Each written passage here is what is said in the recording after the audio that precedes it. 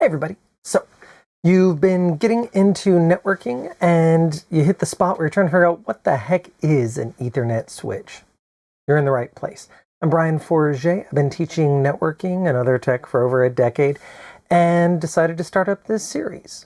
So what is an Ethernet switch? An Ethernet switch is a network appliance that makes decisions about where to send Ethernet frames based on destination MAC address, and it does it in hardware. Let's look into it. So you probably are using an Ethernet switch every day. If you've got a wired connection in the office, maybe on the back of that docking station to a jack in the wall, if you've got a wired connection at your house, probably you are plugged into a switch. Now, in the office, it's probably going to look a little more something like this in a rack somewhere behind the scenes. You don't have to have one of these in your house to be using a switch, though. Your home router is a whole little network in a box. You could certainly replace it with discrete parts that do a better job at everything.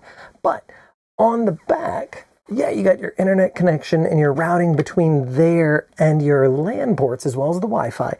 But those LAN ports on the back of there, almost certainly, that's a little 4-port switch built in as well. So let's jump into diagramming a few things and make some sense of this. I'm going to get small. Aha, there we go. And let's start drawing some stuff. Let's see here. Classically, for a switch, the fast way to draw it is just a little rectangle. If you're getting a little fancier, or if you're trying to figure out what's a switch versus a hub on a certification test, likely a switch might be shown with arrows pointing in opposite directions for a classic layer 2 switch. If it's a hub, you might just see an arrow pointing in one direction. Though, realistically, you shouldn't be seeing some hubs in the real world anymore. All right. So our switch here, let's label it, let's call it switch 1. We said makes decisions about where to send traffic based on MAC addresses, Ethernet MAC addresses for these Ethernet switches. And so if we've got some computers here, let's get our 1980s looking computers. Love it. Hello, friend. And so beautiful. Let's make some more. Excellent. And just like always, let's go simple on our MAC addresses. We could do 12 hexadecimal characters, but I'm just going to give this top left one a MAC address of A. And go around and give everybody else one here. You get to be B, C, and D. Every time you send a message out of a computer with a NIC, Ethernet NIC, it's going to be sending out that Ethernet message with a source and destination MAC address.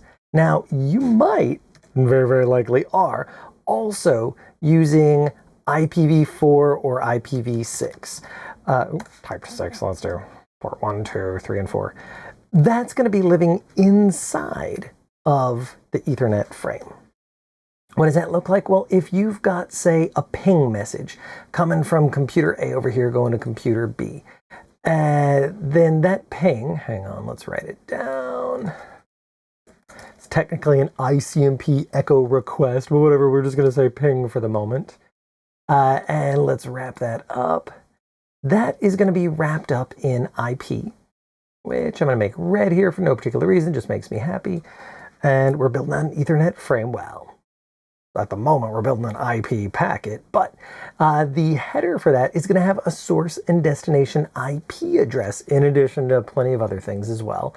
So let's put some IP addresses on our computers here. Let's say a computer with a MAC address at A has an IP address of, we'll say 10.0.0.10/24.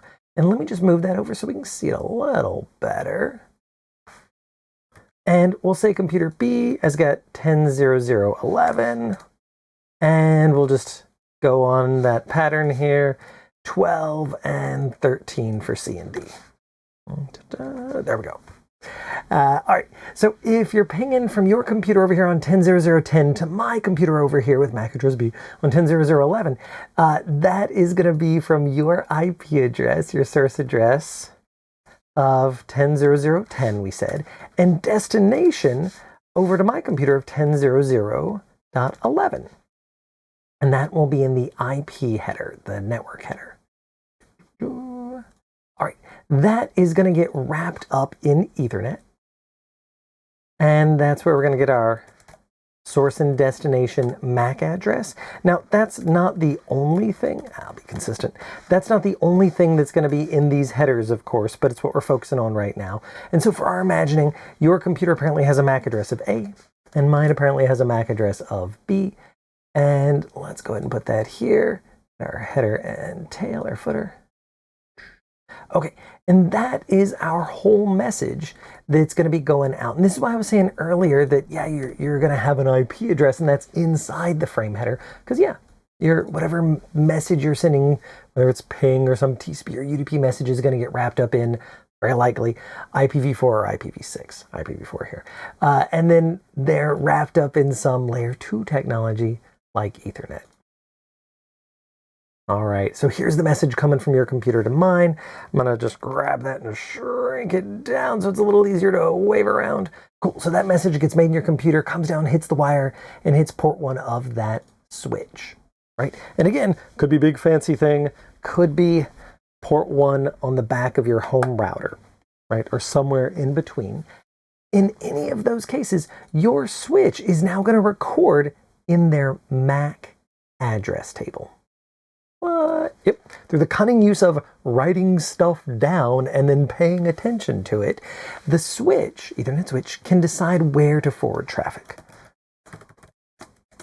So the MAC address table, here for switch 1, we'll just get that in a second, is going to keep track of our MAC address and the port that it heard the MAC address on. Now, when we get into the idea of VLANs later, that's going to be another column in there, but for the moment, we're just looking at that MAC address and port. There we go. Something like that.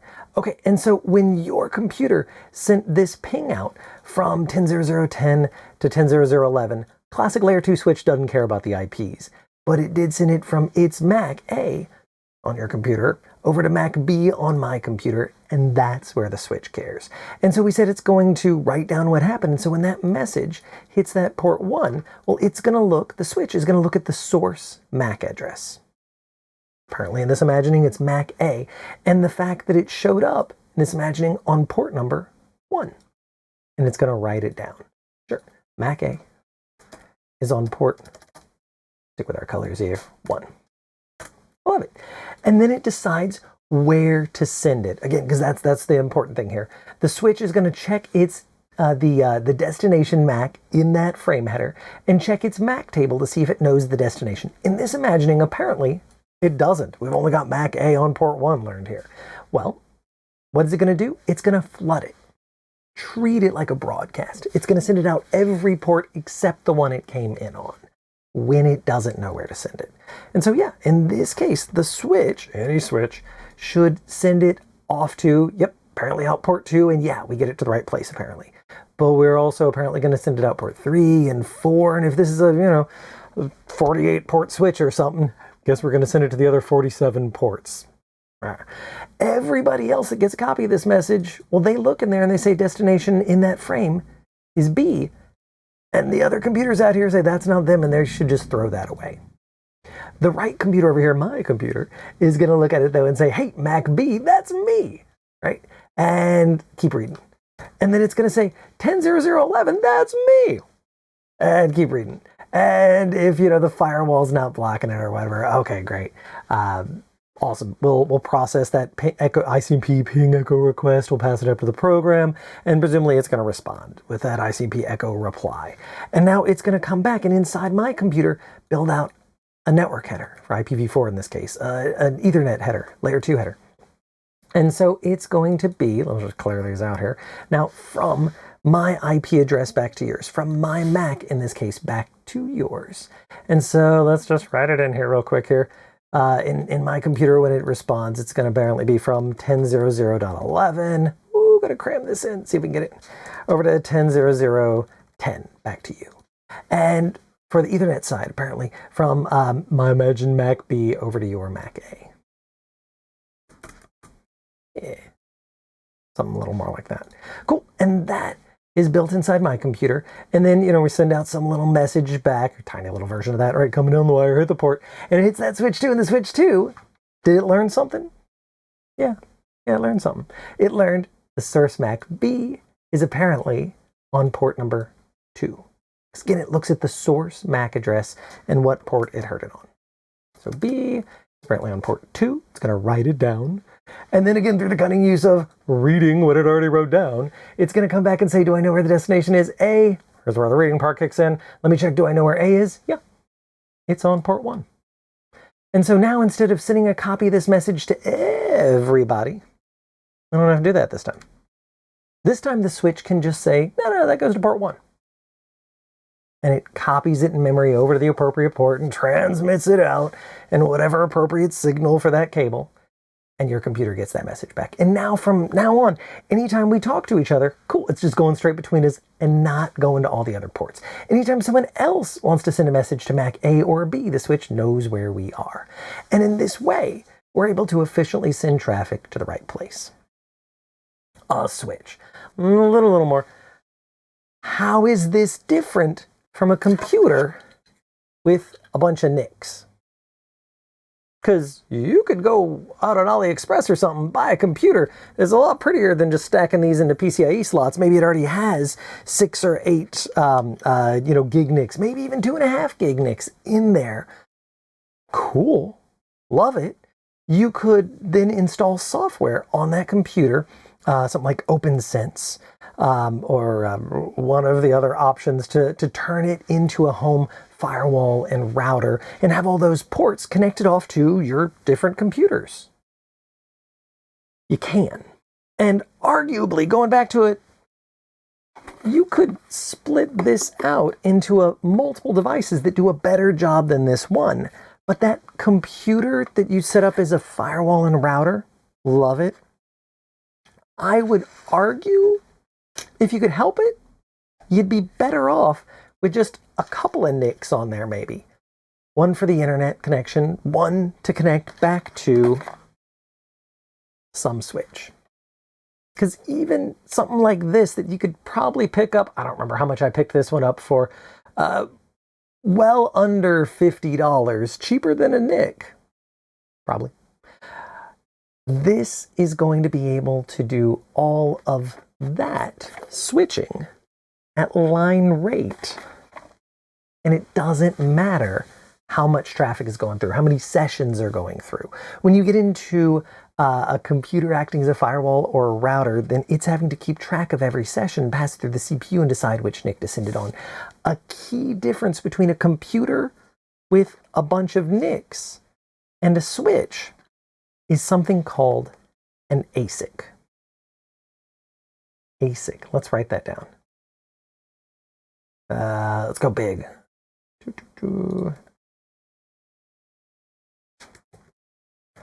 Application-specific integrated circuit.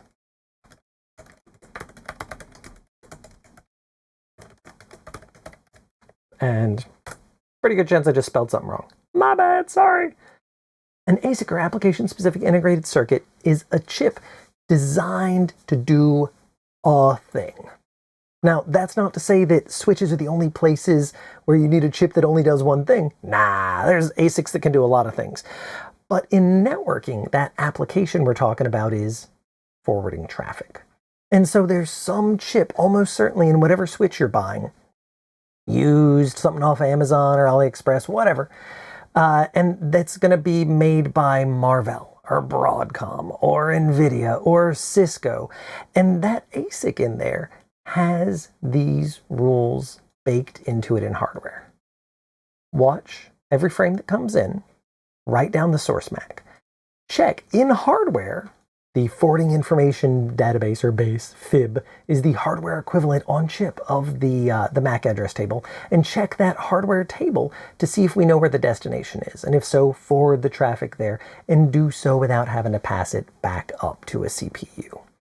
That's the difference between a switch and a computer with a bunch of NICs in it, is going to be that ASIC, so that it is ideally able to forward traffic from any port to any other port at full line speed at any time. Now, the low end and the high end are likely to have more than one ASIC. What? Yeah. The low end and the high end are both likely in that switch to have more than one ASIC. And here's why. That switch, kind of blow it up here. Cool. In there's going to be however many ports, right? And the vast majority of the middle of switches that just have one ASIC in it, the reason they do is because Broadcom or Marvell or NVIDIA or whoever's made the chip for that switch, they already have some ASIC that has that many ports worth of forwarding built into it. So that the maker, HP, Dell, NVIDIA, whoever, right? That when they implement that ASIC in there, it's basically a matter of designing to the principles that chip is already expecting, and you're putting ports on the front of that thing, right? So that big thing I picked up a second ago, I'll do it again. There's one ASIC in here behind all these ports. These are all 10 gig ports with 425 gig ports over there and 200 gig ports over here. And there's one ASIC in the middle of here by, I think, Broadcom on this one, that basically off the shelf already supports full line rate switching for all those. This one does routing as well, but that's a whole separate thing. If instead, maybe Broadcom doesn't have a chip that does all this yet, right? Like there would have been a time maybe when this would have been a little bit tricky. There wouldn't have been enough ports for it. Or the vendor maybe has a cheaper version of the same thing. Somebody else could maybe sell a switch that has the exact same ports as this, but with two ASICs, right? I experienced this in the past, where maybe half the ports are on one ASIC, right? Maybe like, half these 10 gig ports, two of the 25s and one of the 100s are on one ASIC, and the other half are on a second ASIC. In that case, that would be a cheaper way to implement it because they'd be buying two lesser chips to make an equally fancy switch. The tricky part there is those ASICs talking to each other. Because if there's two ASICs inside, don't fall. Yeah, there we go. If there's, if there's one behind all these ports, then every port can talk to every other port just fine, and that ASIC is already going to support it, hopefully. If there's two ASICs in there, and half the ports are on one ASIC, and the other half of the ports are on the second ASIC, it is extraordinarily unlikely that there's enough bandwidth between the two ASICs for every port to talk to every other port at full speed. If there was, then you'd just plug that ASIC into all the ports to begin with. This bottleneck here is what's referred to as, if you hear about oversubscribed switch or oversubscription within a switch, or a non-line rate switch. Yeah, that would be a problem. So I've definitely seen some cheap switches that you can pick up, certainly on Amazon or whatever, some low-end switches, even from big reputable brands, maybe this would be an option, and, maybe it's fine. But this would be where the low-end switches might have multiple ASICs in them and might have bottlenecks. Now, if this was a big, expensive switch, in fact, probably whatever vendor you're thinking of that's super awesome and you're excited about using their equipment, or you've heard about their equipment and you're hoping to be able to afford it in your company or whatever, probably they have switches with multiple ASICs in it. And it's probably also some of their best switches have multiple ASICs. But there it would be different. There, maybe it's the reverse where, they're going to buy whatever the best chips are from Broadcom or NVIDIA, Cisco, right? Whatever, like, for their own stuff, or someone contracting to get someone else's ASICs. But it might be that no one makes an ASIC with enough bandwidth for that whole switch yet, right? Maybe it's a brand new all 800 gigabit per second switch. Well, if it's, say, 64 ports of 800 gigabit per second, unless something's happened very recently, I'm not aware of an ASIC that does that. There might be something real recent, but more likely, instead of, like, what did I say, 64 ports of 800 gig, more likely it might be that there's, that maybe you could break that up into, there's 16 ports each. Maybe every 16 ports is connected to an ASIC that has plenty of bandwidth to act as interconnect for those 16 ports, like a quarter of it, or every 8 ports, something like that, right? Okay, and in that situation, you've got a bunch of ASICs in there split up across a bunch of different switch ports. I'm just going to be lazy here and just make 4. But then instead of just plugging them into each other and having minimal bandwidth, instead, come on thing, what you'd likely have is an additional, probably 2 ASICs in there as well. So that each ASIC has bandwidth, is interconnected, each of the user ports ASICs are interconnected to other ASICs entirely. And this is basically a whole little network, right? Because each one of these could be a switch on its own. It was less fast, but it's like a whole network inside the box. And again, like each of these ports is, front ASICs maybe is mapped to like 8 or 16 or something ports. And the way it would work then is that there would be essentially half of the bandwidth for the ASIC would be going to those front end ports, and the other half would be uplinking it to these other ASICs here. Yeah, and that's how you get a non-oversubscribed, giant expensive switch with a bunch of ASICs in it. All right, so this was kind of the fast-ish version of what is an Ethernet switch, how that switching is happening in hardware with this application-specific integrated circuit, and how you are likely already using that, whether it's in a at work or in your home. Switches are all over the place. Thanks, everybody. This continues to be a blast. Have a great time, and I'll see you soon.